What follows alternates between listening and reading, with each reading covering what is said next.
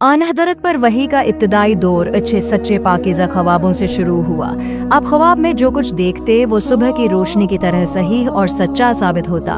फिर मन जानिब कुदरत आप तन्हाई पसंद हो गए और आपने गार हरा में खलवत नशीनी इख्तियार फरमाई और कई दिन और रात वहाँ मुसलसल अबादत और याद अलही व ज़िक्र व फ़िक्र में मशगूल रहते, जब तक घर आने को दिल न चाहता।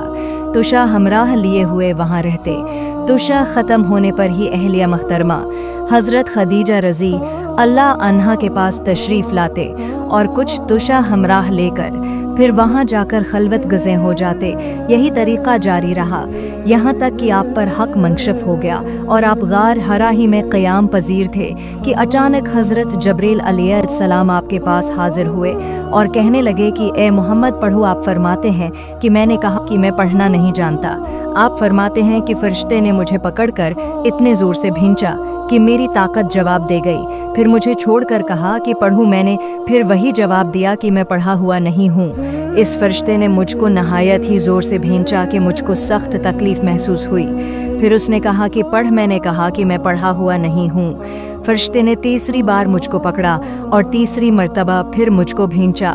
फिर मुझे छोड़ दिया और कहने लगा कि पढ़ो अपने रब के नाम की मदद से जिसने पैदा किया और इंसान को खून की फटकी से बनाया। पढ़ो और आपका रब बहुत ही मेहरबानियाँ करने वाला है। बस यही आयतें आप हज़रत जबरील अलैहिस्सलाम से सुनकर इस हाल में गार हरा से वापस हुए कि आपका दिल उस अनोखे वाक़या से कांप रहा था। आप हज़रत खदीजा के यहाँ तशरीफ़ लाए और फरमाया कि मुझे कंबल ओढ़ा दो, मुझे कंबल ओढ़ा दो। लोगों ने आपको कंबल ओढ़ा दिया। जब आपका डर जाता रहा तो आपने अपनी ज़ोजा मुहतरमा हज़रत खदीजा रज़ी अल्लाह अन्हा को तफसील के साथ ये वाक़या सुनाया और फरमाने लगे कि मुझको अब अपनी जान का खौफ हो गया है। आपकी अहलिया मोहतरमा हज़रत खदीजा रज़ी अल्लाह अन्हा ने आपकी ढारस बंधाई और कहा कि आपका ख्याल सही नहीं है। खुदा की कसम आपको अल्लाह कभी रसवा नहीं करेगा। आप तो अखलाक फाजला के मालिक हैं। आप तो कन्भा परूर हैं। बेकिसों का बूझ अपने सिर पर रख लेते हैं। मुफलिसों के लिए आप कमाते हैं। मेहमान नवाजी में आप बेमिसाल हैं और मुश्किल वक्त में आप उमर हक का साथ देते हैं। ऐसे औसाफ हसना वाला इंसान यूँ बेवक्त ज़ल्लत व खुआरी की मौत नहीं पा सकता। फिर मज़ीद तसली के लिए हज़रत खदीजा रज़ी अल्लाह अन्हा आपको वर्का बन नौफल के पास ले गईं, जो उनके चचाजाद भाई थे और ज़माना जाहलियत में नसरानी मज़हब अख्तियार कर चुके थे और अबरानी ज़बान के कातब थे।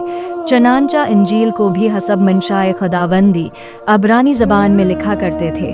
अंजील सिरियानी ज़बान में नाज़िल हुई थी, फिर उसका तर्जुमा अबरानी ज़बान में हुआ। वर्का उसी को लिखते थे। वो बहुत बूढ़े हो गए थे, यहाँ तक कि उनकी